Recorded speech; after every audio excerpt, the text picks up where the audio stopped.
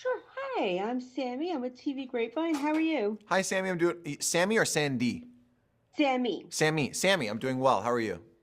Good, good. So tell me about this movie that you're directing. I'm so excited about it. Yeah, Monster Summer. It was a privilege to get to direct this film because when I was a kid, my favorite experiences growing up were seeing movies with my dad.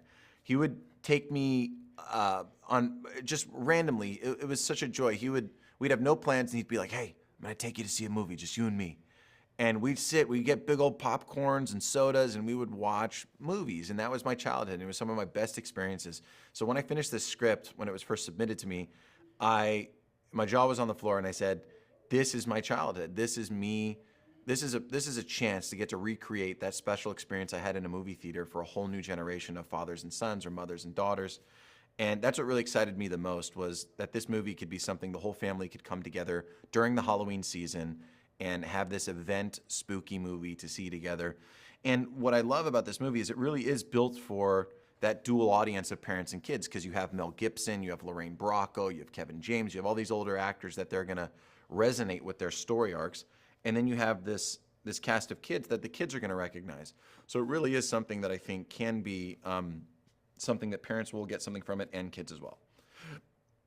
And what would you say was the biggest challenge about directing? Oh, everything. Um, Directing an independent film is really hard because you don't have the luxury of a bunch of extra money to experiment. You got to be there, you got to be on time, you got to be ready to go.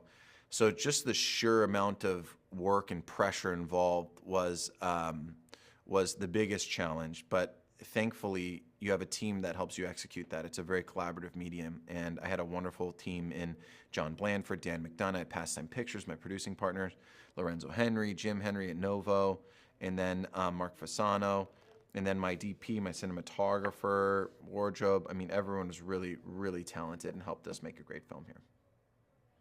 Very nice. And what were some of your favorite memories about filming and directing? I know you said that it brought back memories of being with your dad, but what else did you like? What are some other good memories? Yeah, on set, my favorite memories are with Mel Gibson and Mason Thames.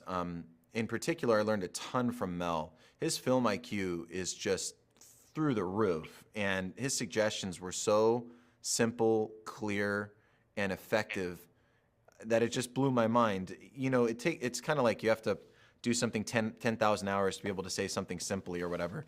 And you could tell Mel has that. You can tell he's been doing it forever. I mean, he's an Oscar-winning director, and his ideas would always be so simple and so rooted in story. And I loved that because he really enjoyed the story. He hasn't done a kids movie since Pocahontas. I mean, this is like, Wow, I didn't know that. yeah, this is a big deal for him to do something very different. So he was having fun. He wouldn't sit in his trailer. He would sit next to me on set when he was there and just hang out and have fun and talk and pitch ideas.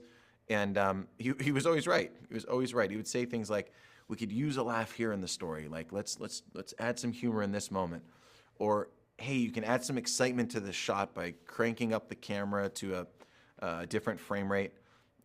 That'll help. Take it down to 19 or 18 frames a second. That'll help this feel a little more jerky." Um, he always had little bits of wisdom that helped a lot. I actually, that kind of piggybacks into my next question. Since he is a big legend, what was the biggest lesson that you learned from him while on set? Um, just continuing to pay attention to what the story needs right then and there in the present moment, because a lot of directing is before you actually get there. You have Hitchcock famously would fall asleep in his director's chair because it was already done in his head, and he had all the storyboards and it was right there, and they just have to shoot what he already did. The movie's already been directed. You just show up on set to do what's already been planned, right? But with Mel, he would say yes to that, but he'd also say, and then while it's happening, look for what the story needs.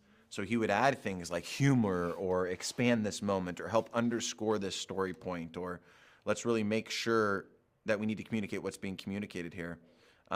So in the present moment, don't be alive and be aware of what the story might need then and there. And without giving too much away, what's one scene you're most looking forward to everybody seeing and why? Oh, I'm looking forward to everyone trying to guess where this monster is and who the monster is, because I guarantee you, you will not see it coming. I I guarantee you. like that. Nice. And tell me a little bit about working with everybody else. You have such incredible people in the movie, like Lila and Abby. Tell me a little bit about working with them. Yeah, it was great to work with Lila. It was great to work with Abby. It was great to work with Mason, Noah Cottrell. They were all wonderful to work with and so incredibly talented.